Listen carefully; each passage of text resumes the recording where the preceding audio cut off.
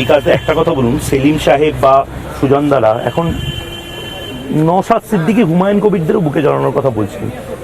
আপনি হয়তো খুশি হবেন, কারণ নওশাদ সিদ্দিকী আপনাকে বলেছে মুখ্যমন্ত্রী করার জন্য। আপনারা হুমায়ুন করে এখন নিজেদের কবর খুঁজছেন। কেন? দেখলেন যে হুমায়ুন, আমি বলি হুমায়ুনটা হচ্ছে মোদির তৈরি, আমি লিখিনি, RSS এর তৈরি হুমায়ুন কবির। আমি বলছি তো, হুমায়ুনের এই যে মসজিদের টাকা, এটা PM কেয়ার্স ফান্ড থেকে এসছে। আমি বহুদিন আগে অভিযোগ করছি, ওরা পাল্টা কথা। এখানে দাঁড়িয়ে যে সমস্ত কথাগুলো বলছেন, এ তো আমি বলেওছি, আমাদের ফেসবুক আপনি বললেন, পোস্ট করেছি যে ওরা অস্বীকার করতে পারবে যে PM কেয়ার্স ফান্ডের টাকা এই মসজিদ তৈরিতে আসেনি। একটা প্রতিবাদ করেছে কেউ?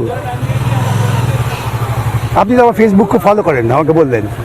তা আমি তো বলেছি, একটা প্রতিবাদ করেছে, PM কেয়ার্স ফান্ডের টাকার হিসেব কোথায়? সে ফেসবুকে তো হিন্দু বিরোধী লেখাও পাওয়া যায় প্রচুর। না, হিন্দু বিরোধী নয়, তাহলে কুসংস্কার বিরোধী।